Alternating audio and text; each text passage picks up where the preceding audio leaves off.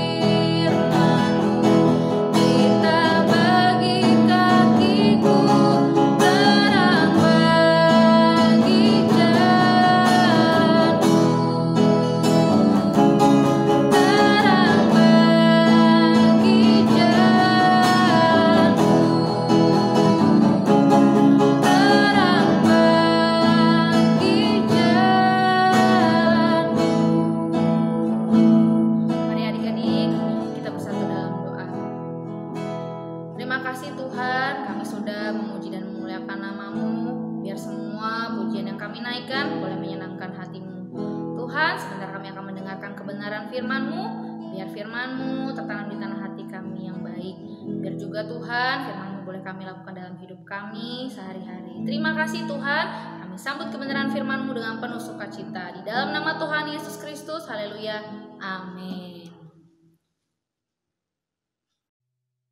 Yesus membangkitkan Lazarus. Yohanes 11 ayat 1 sampai 44.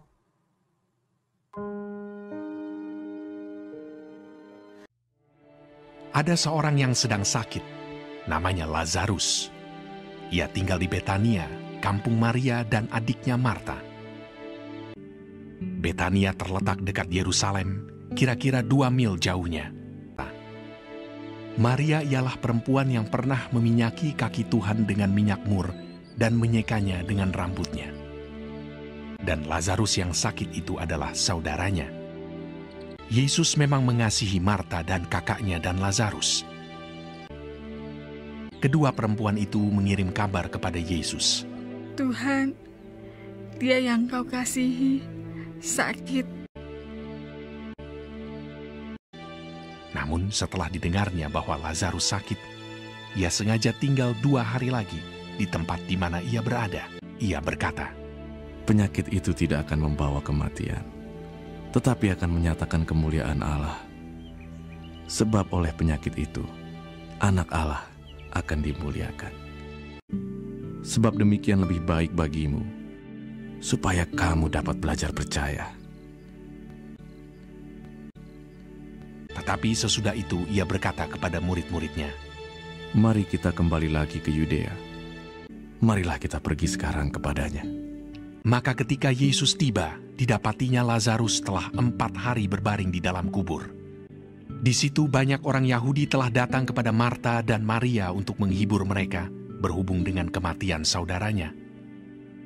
Ketika Marta mendengar bahwa Yesus datang, ia pergi mendapatkannya, tetapi Maria tinggal di rumah.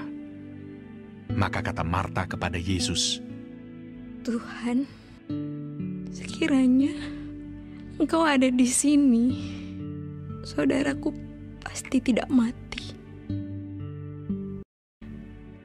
Kata Yesus kepada Marta, saudaramu akan bangkit. Akulah kebangkitan dan hidup. Barang siapa percaya kepadaku, ia akan hidup walaupun ia sudah mati. Dan setiap orang yang hidup dan yang percaya kepadaku tidak akan mati selama-lamanya. Percayakah engkau akan hal ini? Jawab Marta, ya Tuhan, aku percaya bahwa Engkaulah Mesias, Anak Allah, Dia yang akan datang ke dalam dunia.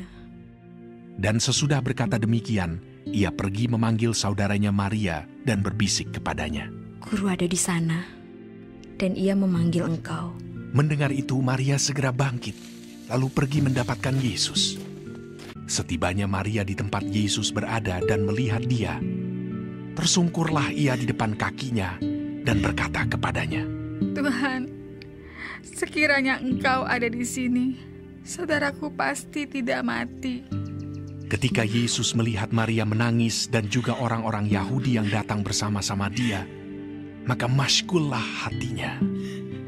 Maka menangislah Yesus. Ia sangat terharu dan berkata, di manakah dia kamu baringkan? Jawab mereka, Tuhan, marilah dan lihatlah. Lalu ia pergi ke kubur itu. Kubur itu adalah sebuah gua yang ditutup dengan batu. Kata Yesus, angkat batu itu. Marta, saudara orang yang meninggal itu, berkata kepadanya, Tuhan, ia sudah berbau, sebab sudah 4 hari ia mati.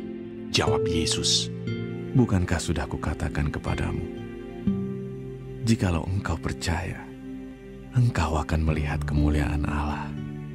Maka mereka mengangkat batu itu. Lalu Yesus menengadah ke atas dan berkata, Bapa, aku mengucap syukur kepadamu, karena engkau telah mendengarkan aku. Dan sesudah berkata demikian, berserulah ia dengan suara keras, Lazarus, marilah keluar. Orang yang telah mati itu datang keluar. Kaki dan tangannya masih terikat dengan kain kapan, dan mukanya tertutup dengan kain peluh. Kata Yesus kepada mereka, bukalah kain-kain itu, dan biarkan ia pergi. Banyak di antara orang-orang Yahudi yang datang melawat Maria, dan yang menyaksikan sendiri apa yang telah dibuat Yesus, percaya kepadanya. Hai teman-teman, Hari ini aku mau cerita tentang seseorang. Dia ini bangkit dari kematian. Waduh, keren banget ya. Namanya Lazarus, teman-teman. Yuk kita baca ceritanya di Yohanes 11 ayat 1-44. Di kota Betania, tinggallah 3 orang bersaudara bernama Maria, Marta, dan Lazarus. Mereka bertiga bersahabat dengan Yesus. Suatu hari, Lazarus sakit. Maria dan Marta mengirimkan kabar tentang Lazarus kepada Yesus. Tuhan Yesus yang sedang berada di tempat yang jauh sengaja menunda kedatangannya, sehingga 2 hari kemudian barulah ia datang ke Betania. Saat itu, Lazarus sudah meninggal selama 4 hari dan sudah dikuburkan. Maria menangis bersama dengan Tuhan Yesus. Ia kemudian memerintahkan orang untuk membuka kubur batu tempat Lazarus dimakamkan, dan Tuhan mengucap syukur kepada Allah Bapa serta memanggil Lazarus keluar. Lazarus yang sudah mati itu berjalan keluar dari dalam kubur, dan mukjizat Allah terjadi. Dia masih hidup. Maria dan Marta bersukacita dan bersyukur karena kuasa Allah dinyatakan dalam hidup mereka berdua supaya mereka percaya.